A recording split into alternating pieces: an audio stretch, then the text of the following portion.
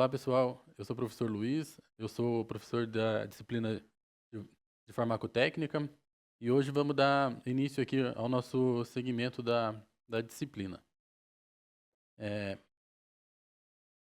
bom, nessa aula de hoje, é, a gente vai começar vendo os fundamentos da farmacotécnica, né? Abrangendo a sua estrutura, segurança, os processos de legislação, tanto na manipulação de medicamentos. Bom, é, o que nós vamos compreender nessa aula é o conhecimento, né, definir a farmacotécnica e sua importância na prática farmacêutica, ou seja, todo todo o conhecimento, né, que a gente tem que adquirir para poder formular e preparar o medicamento em si, né? Ter a compreensão também da da farmacotécnica, eh, contribuir, né, para a eficácia dos medicamentos, né, para que eles sejam seguros, eficazes e de qualidade, né? Eh, a aplicação também para relacionar os processos farmacotécnicos com a preparação e a administração de medicamentos, eh, ou seja, quando vai preparar um medicamento, tem que pensar como que o consumidor final, que é o paciente, né, ele vai administrar esse medicamento e fazer análises para discutir implicações da farmacotécnica no desenvolvimento de novas formas farmacêuticas. Um exemplo claro disso é, por exemplo, na manipulação para medicamentos, né, que sejam para uso veterinário, por exemplo, eh, ou até para crianças também, mas para uso veterinário, poder fazer formas farmacêuticas com,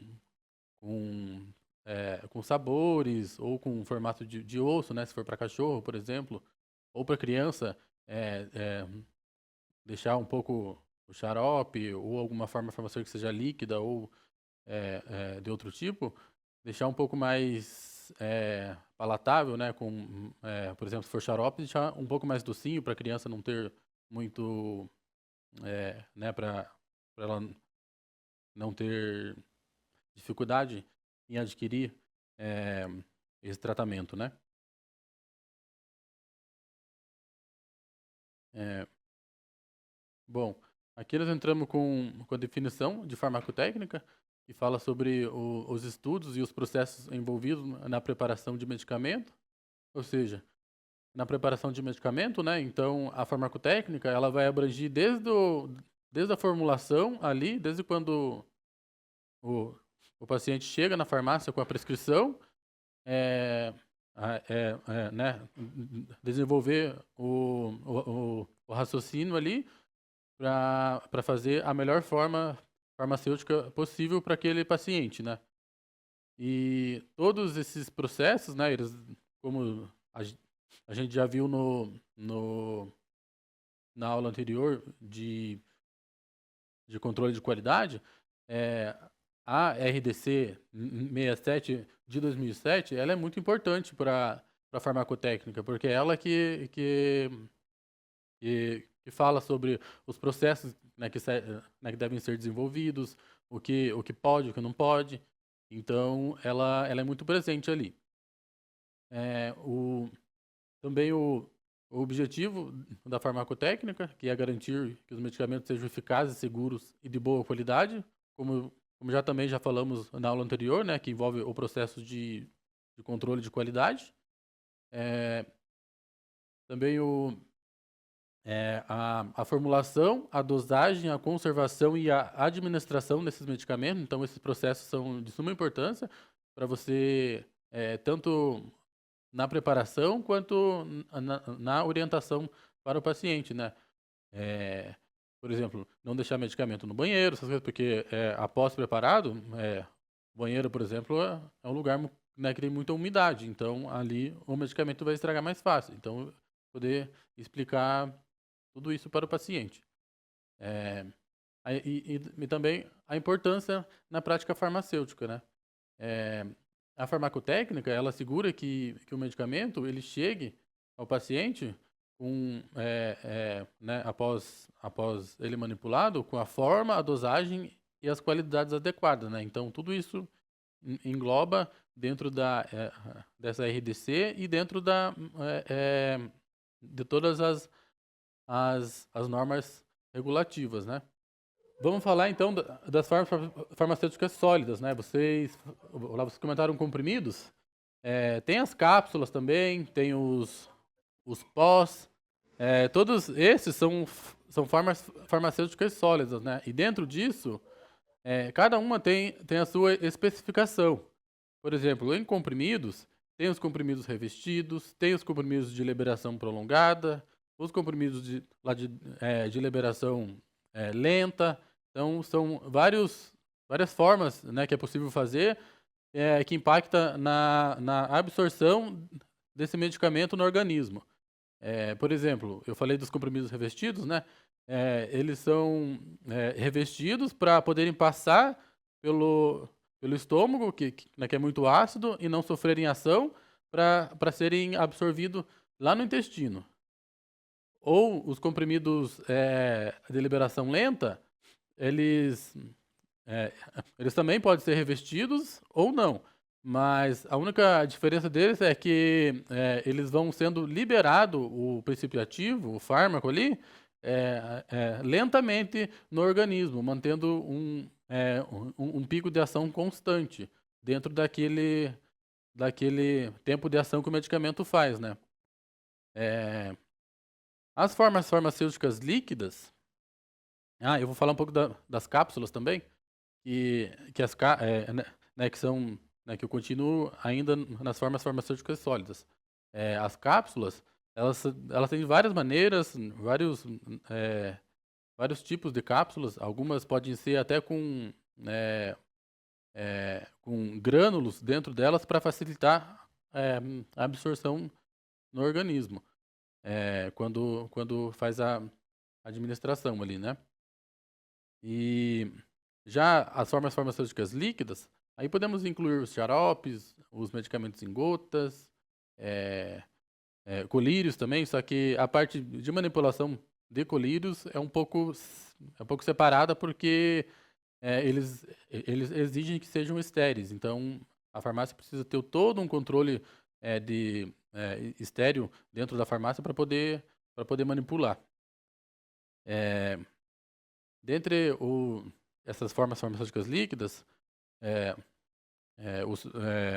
ali é feito né, mediante ao controle de qualidade do medicamento para que saia a quantidade de concentração do medicamento ideal.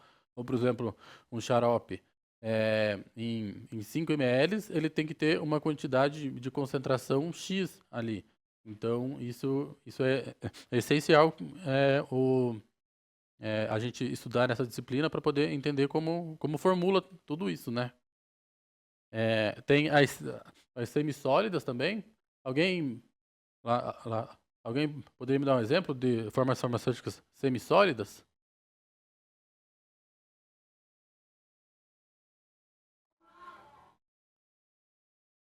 Pomadas, os cremes também entram, os gel, isso aí.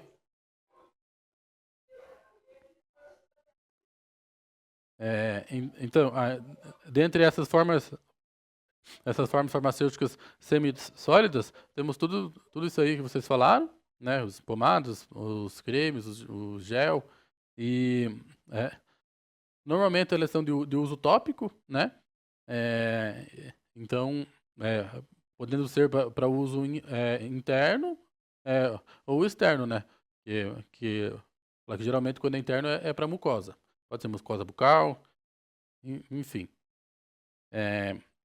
Temos também as formas gasosas, né? Que daí entram os medicamentos em spray. Geralmente, medicamentos para asma, né, por exemplo, existem vários medicamentos em spray. Ou tem outros também, né, com corticoides, que são em spray porque eles têm rápida absorção no organismo. Então, tudo isso, a forma como o medicamento é manipulado, como ele é feito, tudo isso influencia no, no tempo de ação que esse medicamento vai fazer no organismo. É, por exemplo, os injetáveis também, eles são utilizados porque eles têm uma ação ultra rápida. É, porque geralmente o paciente precisa desse medicamento fazendo efeito o mais rápido possível.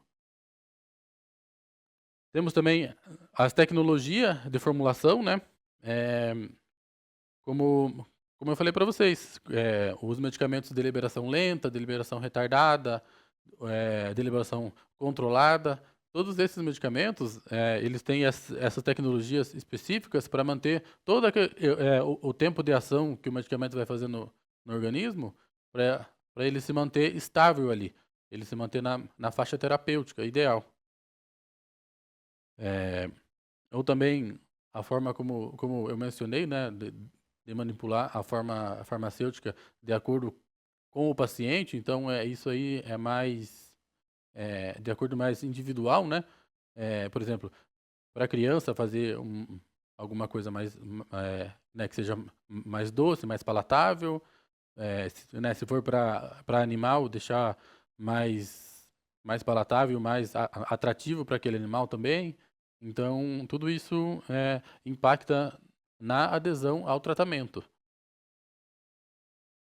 E o impacto no paciente, né? Que depois de tudo que eu falei, isso tá totalmente relacionado, porque o paciente ele vai ter mais facilidade em aderir ao tratamento quando aquele medicamento não não se transforma uma coisa ruim para ele tomar, tipo, uma criança, se o medicamento for muito amargo, ela não vai aderir ao tratamento porque ela vai achar ruim aquilo.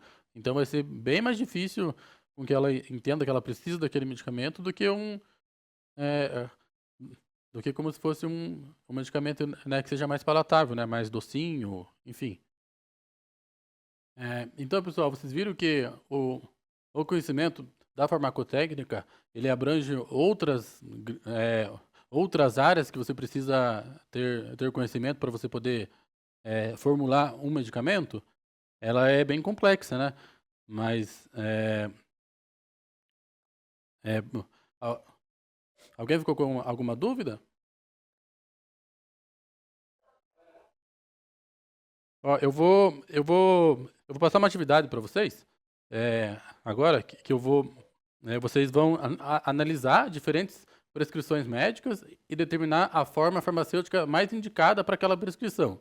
E com base nisso, vocês vão ter que considerar a idade do paciente, o tipo do medicamento, a via de administração e se ele tem algum problema relacionado, por exemplo, para fazer o uso oral, ele não consegue. Então, tem outras formas farmacêuticas, né, que podem ser utilizadas para ele poder fazer a administração desse medicamento. Eu só preciso que você... São 38 alunos na sala, é isso? Aham. Quem que vai ser a dupla número 1?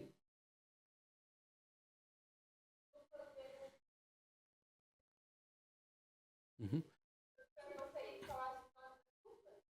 É que eu acho que não vai dar tempo de eu colocar aqui no Word agora. Mas eu só preciso que cada um se identifique com cada número escolhido, né, de 1 a 19, que daí eu vou mandar as prescrições. Aí, com base nessas prescrições, eu acho que não vai dar tempo para entregarem hoje, mas eu já formulei também no Google Forms o formulário para eles fazerem, para me entregarem na semana que vem, para vocês fazerem.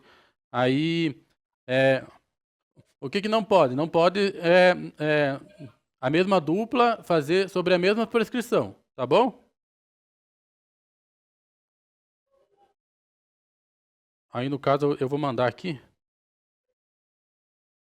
Ó, mas aqui, ó, eu vou dar um exemplo para vocês lá de como vocês fazerem. E aí, depois disso, tem umas questões que vocês precisam resolver lá que está lá no Forms também. Ó, a prescrição 1 aqui. João, 2 anos, amoxicilina 250 miligramas e o diagnóstico é de otite média aguda. Não tem a via de administração aqui. O prescritor não colocou. Essas prescrições são só hipoteticamente, tá, gente? Aí você vai definir qual é a melhor farmacêutica para esse paciente, considerando a idade dele. Então, será que uma criança pode tomar comprimido? Pode tomar cápsula? Aí você tem que lá, refletirem sobre isso. E aí, após vocês colocarem a via da administração que vocês acharem que aí vai ter um outro questionário para vocês responderem essas questões descritivas. Então, aqui vai falar sobre o objetivo terapêutico, quais as formas farmacêuticas que estão disponíveis desse mesmo prescritivo, por exemplo, da amoxicilina 250 miligramas.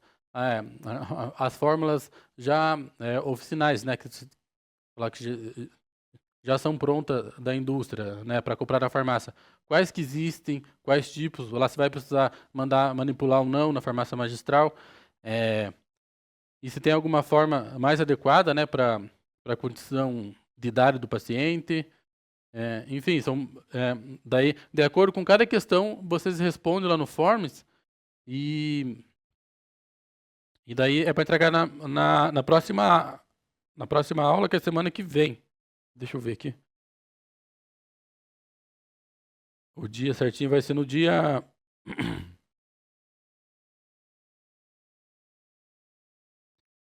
lá no dia 7 de maio, que vai ser na quarta-feira que vem. Tudo bem?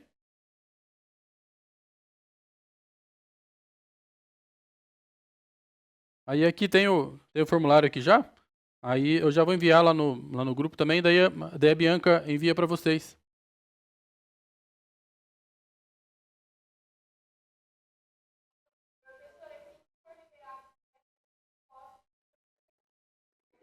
Ah, beleza. Uhum. É, é que daí lá fica todas as atividades registradas, né? É mais fácil.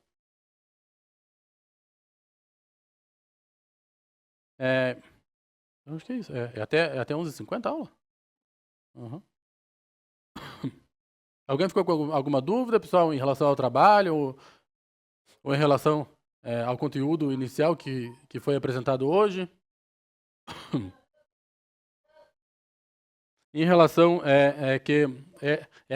essa foi a primeira parte da aula. Aí tem mais outros assuntos que a gente vai abordar a respeito de legislação, a respeito das formas farmacêuticas mais específicas em si, né? E é isso. Aí no decorrer das aulas a gente vai trabalhando isso.